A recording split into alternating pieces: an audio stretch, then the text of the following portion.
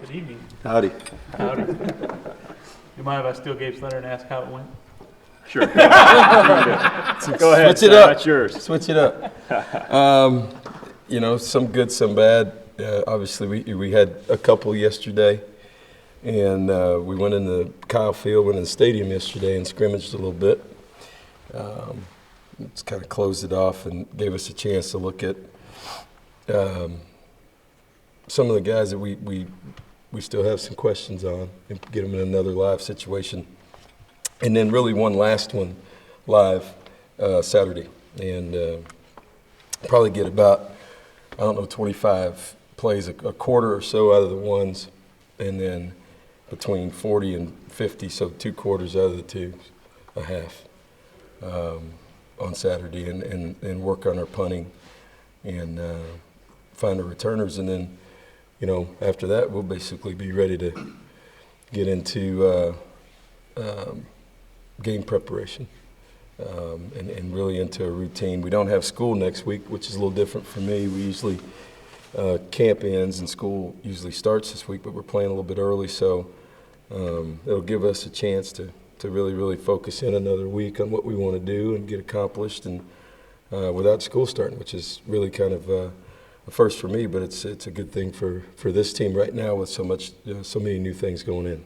What has Johnny Manziel shown you over the course of your time here that made him the right decision for you? Well, like I said, it's not that the other quarterbacks were playing poorly. I think they all improved, and I said it from the beginning that just watching them in the spring, them not having an opportunity to really be in the system, then getting the ground rules for the system, the reads, the progressions, route structure, conversions, all that stuff.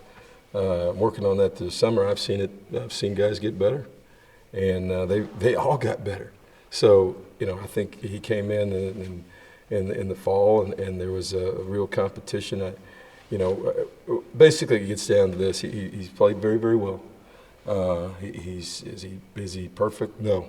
He's nowhere near where we want him to be, but he has improved. He's doing what we need him to do, and our philosophy, as I said, with really at 2 weeks, we can't continue to get 3 quarterbacks the same amount of reps to get ready to play in a game. And in my experience, we've never used. You can't get 2 quarterbacks the same amount of reps. So, we have to make a decision, and I think. We've communicated with all 3 of those guys. They understand. They're going to keep working at it.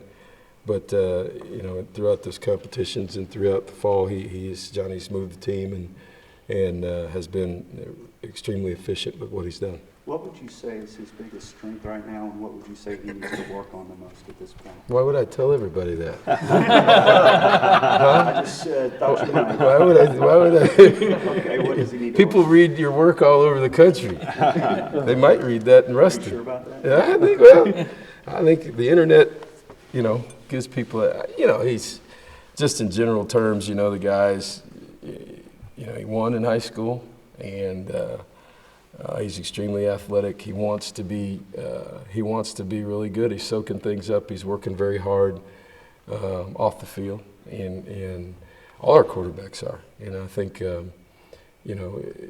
every one of them, as I said a week ago, every one of them has some things that they do well, and they have some deficiencies. And what he has to do is continue to do the things well that he does. I mean, he knows he can run. And I think he's done a better job this fall by staying in the pocket a little bit longer and instead of just escaping early and running like crazy man all over the field.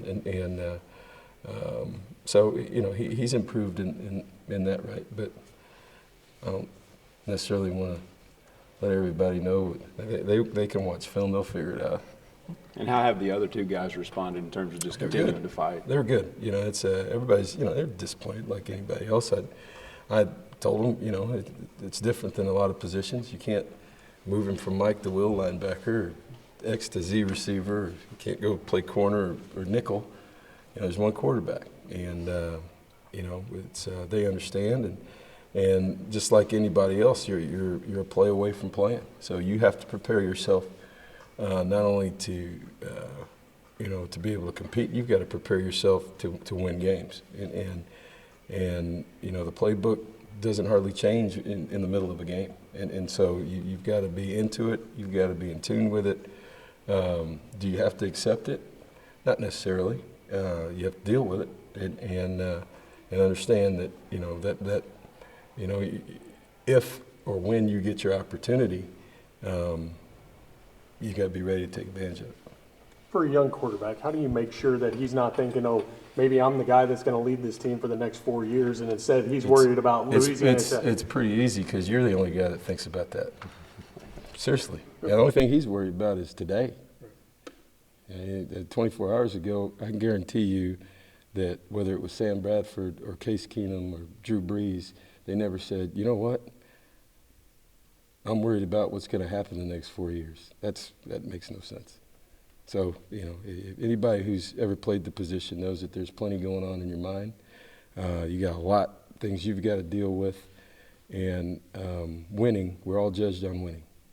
And so, they've got to do a lot more. And that's just the nature of the position. Quarterbacks, as I've said, it's just their extension of the coaching staff. And just like me, we get way too much credit when we win, and we get all the blame when we lose, and that's the way it is. And quarterbacks are the same way. And I think as a young quarterback, coming to grips with that is the quicker you can deal with that, the better off you are without it just mounting too much pressure on you.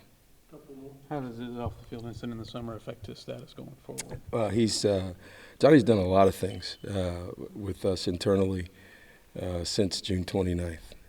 And because of that, you're coming up on 2 months since that incident. And there's been a lot of things that he has had to do internally, first of all, to get back in the team's good graces and then to continue to be on the team. And he's handled those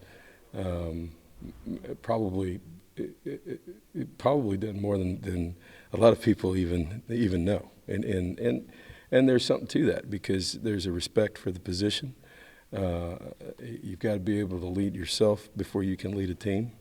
And in order to do that, you have to have respect to do that. And so internally, there's been some things that he has had to complete just to get back to this point, just to get back to being able to put the uniform on again.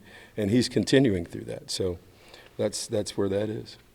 On Saturday, you mentioned you were not all that pleased with the tempo. This week would really. I'm never pleased with the tempo. Yeah. So is it getting better? If it's never fast enough for me. So it's that's just been it. But it's getting better. Yeah, it's getting better. It's going to have to. I think for what we do, it's going to have to. We're going to have to be able to change speeds, but we're going to have to play fast. You starting to see any wideouts starting to make a move to get up there with Easy and Swope on the first team? Well, I think that Easy and Swope need to continue to get up. Anything else?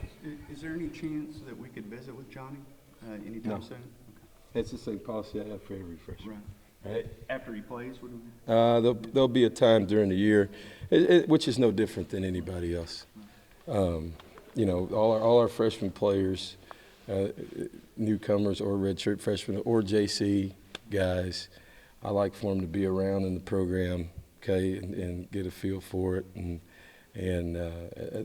that's no different than anywhere I've ever been. So there'll be a time, even a guy like Otis Jacobs, who just got here in January. There's a time when he understands the Texas A&M way and how we do things, and then he'll be made available. But he's the same deal for every new guy. All right, Coach. All right. Thanks, Coach. You bet. Thank you.